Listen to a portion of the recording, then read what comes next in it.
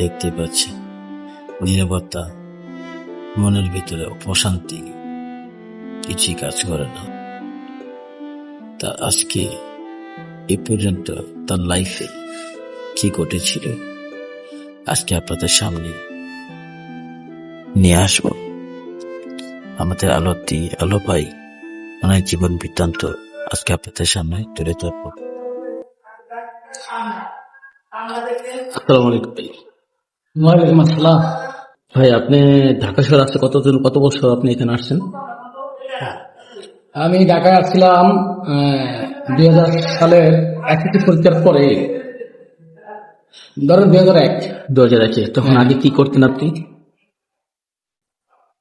তখন আমি আসছিলাম, প্রথমে আমার চাকরি হইলো একটা ফরিদপুরে, অর্থাৎ ঢাকা না, ফরিদপুরে একটা চাকরি হয় কুরিয়ার সার্ভিসে। ওখানে কয় মাস ছিলাম, 4 মাস ছিলাম। 4 মাস থাকার পরে চলে আসছি আবার ঢাকা। তো ঢাকায় আসার পরে সোয়েটার ফ্যাক্টরিতে ছিলাম, এই গার্মেন্টসে ছিলাম। চাকরি করছিলেন? হ্যাঁ, গার্মেন্টসে কয় মাস ছিলাম হেল্পার হিসাবে। তখন স্যালারি কত ছিল আপনার? তখন 1100 টাকা স্যালারি ছিল। তারপরে এরপরে আবার ওইখানে থেকে আবার সোয়েটার নিটিং এরও কাজ শিখছি। আচ্ছা, তখন আবার আমি প্রায় ওই সময় 2000 মানে একের পরে যে সময়টা আর কি, ওই সময় পরে একের সময় মানে বেশি একটা সময় আমি এখানে কাজ করি নাই। আচ্ছা। তারপরে দেশে আপনার বাড়ি কি কে আছে? বাড়িতে আছে মা আছে, বাবা আছে? তারপরে না, বাবা নাই, আর হলো ভাই আছে। বাবা কত বছর হয়েছে মারা গেছে আপনার? আমার বাবা মারা গেছে আমার জন্ম বয়স 7 বছর। 7 বছর? অনেক বছর হয়ে গেছে তাহলে। 7 বছর বয়সে মারা গেছে। আপনি কি আপনার ফ্যামিলি থেকে আপনি বড়? আমি বড়। তাহলে আপনি অনেক কষ্ট করছেন। পরে আর আপনার বাবা মারা গেছে যে এত বছর হলো, তো আপনি কিভাবে আপনার ফ্যামিলিকে বাবা মারা যাওয়ার পরে আমার বাবা ছিল একটা আমগো এলাকাতে কলেজ আছে, কলেজের অফিস সহকারী ছিল। তারপরে যখন মারা গেছে, এরপরে আমার নিচে আরো 2 ভাই আছে। লালন পালন আপনি করছেন? আমরা তখন আপনার বাসার দায়িত্ব কে নিয়েছিল তখন? তখন আমরা আমার মা সহকারে আমরা আমার নানা বাড়িতে বড় হয়েছিলাম, সব নানা বাড়ি মামাদের কাছে। হ্যাঁ, তারপরে যাইয়া 2000 সালে একটি পরীক্ষার পরে সবাই দিয়ে যার মতো বাইরে চলে আসছি, এমনি সময় আসছে। আচ্ছা। তো তখন আপনার ভাই বোন কজন বললেন? হ্যাঁ, আপনার ভাই বোন কজন বললেন? আমার নিচে 2 ভাই। 2 ভাই। বোন তো নাই না? বোন আছে না? এখন বোনের বয়স কত ছিল আপনাদের? বোনটা বিয়ে দেওয়া হয়েছে, বিয়ে দিয়ে দিল। হ্যাঁ, তখন কি একদম ছোট ছিল? হ্যাঁ, একবারে ছোট। আচ্ছা। এখন বর্তমানে আমরা যে প্রতিষ্ঠান আছি সেটা আমি দেখতে পাচ্ছি, এটা একটা কুরিয়ার সার্ভিস থেকে আপনি ম্যানেজার। হ্যাঁ, তো এখানে আপনার আসার মানে কার ছিল আপনার? এখানে কি পর্যন্ত কিভাবে আসছেন এখানে? এখানে আমার এক মামার দিয়ে আসা হয়েছে। সেটা হলো ওই প্রথম যে করলাম যে কুরিয়ার সার্ভিস ফরিদপুরে যখন চাকরিটা নেওয়া হয়েছে, তো সেই সুবাদে ওই ফরিদপুরে এক মামা ছিল, সে আবার যখন এই কুরিয়ার সার্ভিস করছে, উনি আবার এই কুরিয়ার সার্ভিস চলে আসছে মালিক হিসেবে। তো তখন উনি আমাকে ডাক দিছিল।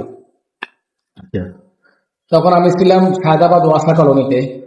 তখন ওইদিকে ছিলাম একটা চুয়ারে ফ্যাক্টরি। যে মামার সাথে পরিচয় হয়েছে, আপনার মামার সাথে কিভাবে পরিচয় হলো? ওই যে ফরিদপুর যখন একটা কুরিয়ার সার্ভিস চাকরি করি, ওখানে একটা কুরিয়ার সার্ভিস চাকরি করছে, তখন কিন্তু আপনার সাথে পরিচয় করেছি। আল্লাহ তাকে হেদায়েত করুক।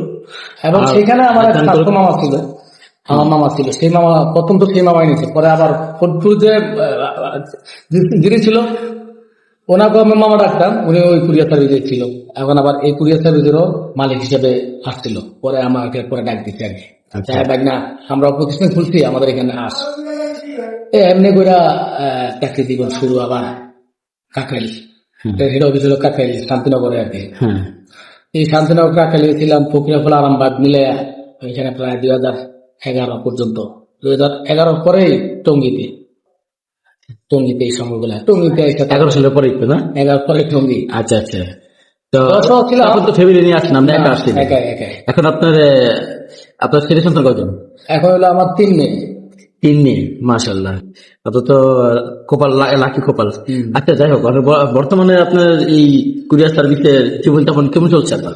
কুরিয়ার সার্ভিসটা, আমাদের কুরিয়ার সার্ভিস যেটা ঢাকা টু চট্টগ্রাম, তো এই কুরিয়ার সার্ভিসটা আমাদের মালিকও প্রায় 9 জেলা, অর্থাৎ এক এক জেলায় এক এক জনের বাড়ি, তো মানে একক মালিক না আর কি, পার্টনারশিপের মালিক।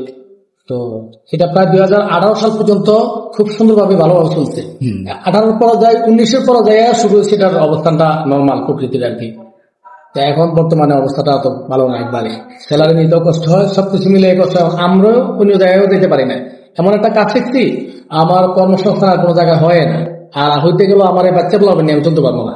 আচ্ছা, কারণ 3 মেয়ে, প্রথম মেয়ে ক্লাস 4-এ, দ্বিতীয় হইলো 3-তে, আর ছোটটা আসতে ছিল, এখানে বাসা ভাড়া আছে। তো সব মিলে মানে এখানে যে বেতন, স্যালারি আর সময়টা এত লং টাইম শেষ করে দিচ্ছি, এই কোনো একটা কুল কিনা খুঁজে পাওয়া যায় না। সর্বশেষ পর্যন্ত এখানে না দিলেও এখানে পড়ে রয়েছে, অর্থনৈতিক কিংবা স্যালারি, বেতন স্যালারি সম্মত পাওয়া যায় না, কম। আচ্ছা, আরেকটা বিষয় হলো যে করোনাকালীন সময় আপনি কিভাবে কি করেছিলেন, বা আপনার ছেলে সন্তান নিয়ে আপনার, তখন তো আপনার কুরিয়ার সার্ভিস সবই তো বন্ধ ছিল, হ্যাঁ হ্যাঁ, তখন আসলে আমি সে বিষয়ে জানতে চাচ্ছিলাম। ওই সময়টা আমি করোনাকালীন সময় আমি এখানে ছিলাম, বাসাও ছিল এখানে। হ্যাঁ, আমি তখন দেশে যাইনি, এখানে ছিলাম। পরবর্তীতে সর্বশেষ দেশে চলে গেছি বলতে, ফ্যামিলির দেশে পাঠিয়ে গেছি। আমি কোম্পানির অফিস পিছনে একটা রুম আছে, ওইখানে সময় কাটাইছি। মানে এই ভিতরে রুমটার ভিতরে সময় কাটাচ্ছে, ভেতরের রুমে। হ্যাঁ, তো অনেক কষ্টের জীবনটা গেছে। হ্যাঁ, ওই সময়টা খুবই কঠিন অবস্থা গেছে, এবং কোম্পানিও আমাদের কোনো বেতন দেয় নাই, এবং কোম্পানির কোন একজন লোকও খোঁজ খবর নেয় নাই আমরা কিভাবে হ্যাঁ চলতেছি। এত বড় একটা প্রতিষ্ঠান, আপনার কোম্পানি আপনাদেরকে কোনো খোঁজ খবর নেই না, কোম্পানির মালিক তো অনেকগুলো না। হ্যাঁ, মানে এমন অবস্থা, আমার মনে হয় আমার কোম্পানি মরে গেছে এই সময়। আচ্ছা, কোম্পানির যারা মালিক ছিল আর কি, হ্যাঁ। এই পরিস্থিতি আর কি। তো আপনার আমার কি অবস্থা এখন বর্তমানে? স্বাস্থ্য অবস্থা ভালো না? হ্যাঁ, বাড়িতে আছে, মাঝে মধ্যে আসে, ওই চোখের একটু সমস্যা, এখন আবার ঢাকা নিয়ে আসে, দেখাই। আচ্ছা, তাহলে আজকে এই পর্যন্ত আপনার। তো মূল কথা হলো কি, যে আসলে আমার ওই ব্যাকগ্রাউন্ডে, যেমন বাবা মারা গেছে 7 বছর বয়সে, আর নানা বাড়ি বড় হওয়া, যার কারণে ব্যাকগ্রাউন্ডে মানে হেল্প করার মতো প্রত্যেক মানুষের কিন্তু একটা কম বেশ হেল্প করার ইয়ে থাকে। এই ধরনের কোনো পিছনে কোনো ব্যাকগ্রাউন্ড ছিল না দেখে একটা কর্মসংস্থান নিয়ে পড়ে রয়েছে, না পারছি কোনো ব্যবসা বাণিজ্য করতে, না পারছি আরো একটা কর্মসংস্থান ধরতে, যার কারণে এইভাবে আমার মানে বুঝতে পারছি আপনার শুরু থেকে আপনি আসলে কষ্ট করে আসছেন, এবং মহামারীর সময় আপনার একটা জ্বর গেছে আপনার উপর দিয়ে, সেটা আমি বুঝতে পারছি। এখন খুব কষ্ট করছেন, সেটা হলো বড় কথা। সেটা কিন্তু আজকে 2024 সাল, 11 সাল থেকে 24 সাল এই পর্যন্ত আপনি কোম্পানির সাথে জড়িত, এবং কোম্পানির উচিত ছিল আপনার সাথে বা আপনাকে খেয়াল রাখার। আপনি টঙ্গিতে আসছেন, বাড়ি ঘর ছেড়ে আপনাকে নিয়ে এখানে আপনি বসবাস করছেন, এবং কিন্তু এটা কোম্পানি আপনি চালাচ্ছেন, এটা কিন্তু কোম্পানির বোঝা উচিত ছিল। আচ্ছা যাক, আমরা এই বিষয় নিয়ে আর কথা না বাড়াই। কোম্পানির ব্যাপার এটা, কিন্তু এটা কোম্পানির দায়িত্ব, কিন্তু কোম্পানি দায়িত্ব পালন করেনি। এখন বিষয় হলো বর্তমানে কি আপনার কিভাবে চলছেন, বর্তমানে আর্নিং কেমন হচ্ছে, কি আসে বিষয়? বর্তমানে ওই যে বললাম যে স্যালারিটা বেতনের উপরে নির্ভর, এছাড়া কোনো কিছু নাই। আর এটা আমি বাসা ভাড়া আর বাচ্চাদের যে খরচপাতি সব মিলে মানে খুব মানে সমান, একটু লড়াচড়া করলে আর সমানও হয় না, মানে একটু কষ্ট হয়ে যায়, টান টান হ্যাঁ, টান হয়ে যায়। এই হলো পরিস্থিতি। তো আমার জন্য আমি চিন্তা কমে, আমি এখন চিন্তা ডুবে গেছে আমার মেয়েদের জন্য। এখন যা করতেছে সব মেয়েদের জন্য, 3টা মেয়ে, আল্লাহর 3টা মেয়ে দিচ্ছে আপনাদেরকে। সকলের কাছে দোয়া চাই, ইয়া চাই যে অর্থাৎ আমি মেয়েদের জন্য চিন্তা করতেছি আর কি। দোয়া করি যাতে আপনি সামনে এগিয়ে যেতে পারেন, সেটা আমি দোয়া করি, এবং যারা ভিডিওটা দেখবে তারা অবশ্যই দোয়া করবে আপনার জন্য। আর বিশেষ করে সত্যি একটা কথা বলি, অনেকে হয়তো মনে করবে যে এরকম একটা কুরিয়ার সার্ভিসে আছে, এই করে। আমি এত বছর এই কুরিয়ার সার্ভিসে চাকরিটা কইরা, বাস্তব কথা, আমি বাড়িতে একটা ঘর দিতে পারিনি, এখনো পর্যন্ত দিতে পারেননি। আমি শুনছি যারা গ্রামেতে আসে ঢাকা শহরে, কিছু না কিছু যাই কষ্ট করুক, ওনারা কিন্তু ভারীতে কিছু করে, আপনি কিছু করতে পারেন নাই। পারে নাই। তো বললাম যে এমন একটা বেতন স্কেল ছিল, হ্যাঁ, দেখা যায় বেতন ওই সময়কার বেতন ছিল 2200 টাকা 2500 টাকা 2001, ঠিক আছে।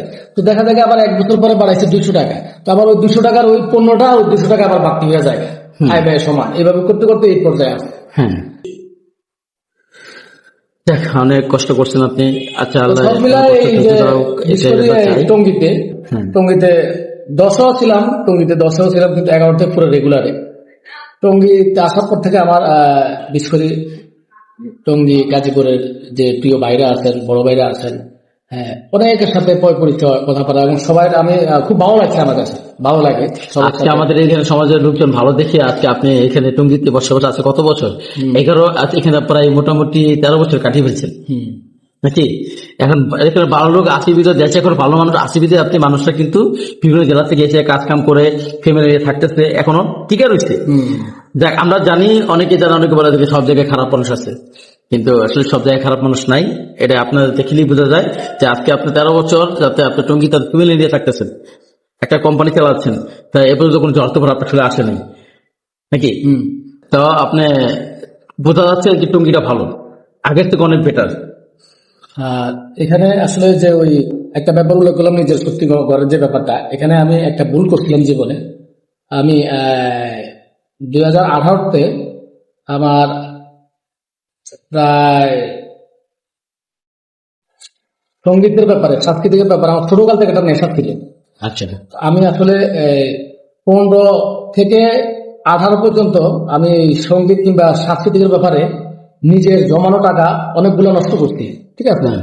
তো সর্বশেষ 18 সালে 6টা গান করছিলাম, এমন একটা সময় সবে এবার 4 লক্ষ টাকার মতো আমার নিজের জমানো টাকা এটা চলে গেছে। আপনি তো গানও গেতে পারেন না? হ্যাঁ, আপনাদের গানও গেতে এই পারেন। গান সেটা কথাই বলতেছি। তো কেন করতে পারিনি, এই ওই জিনিসটা করে আমি আমার জমানো যে এগুলো ছিল 4 লক্ষ টাকা, আমার টাকা যে ছিল সেটা নষ্ট করে একবার দিয়েছেন। 4 লক্ষ টাকার মতো গেছে গা। এরপরে আর কোনো কিছু হয় না। তখন থেকে আর ওই এখন যেটা করি, এটা মূলত এখন আর কোনো ঝামেলা নাই, কিংবা ফেসবুকে কিংবা যতটুকু করতেছি এখানে কোনো আর খরচপাতি তেমন কিছু না। কিন্তু তখনকার তখন সে সময় এই সঙ্গীত সবকিছুই এখনো বিশেষ করে এখনো যদি কেউ একটা গান করতে চায় যে আমি একটা গান করব, সব মিলাই আর শুটিং স্পট কিংবা সুরকার, গীতিকার, মিউজিক, মডেলিং সব মিলে একটা পারফেক্ট গান করতে গেলে নিম্নে 50,000 টাকা খরচ আছে নর্মাল। আচ্ছা, গানের জন্য 50 টাকা খরচ হয়? নর্মালি একটা গান Normally একটা video, গান, হ্যাঁ। আচ্ছা। আর যদি ওই হাই লেভেলের শিল্পী যারা তারা করে, তাদের বাজেট একটা গানের 1.5 লক্ষ 2 লক্ষ টাকা, হুম, এরকম। বুঝতে পারছেন। আচ্ছা, তাহলে আলাদা ভাই আজকে এ পর্যন্তই আমরা আপনার সাক্ষাৎকার নিলাম। আল্লাহ হাফেজ। ইনশাআল্লাহ।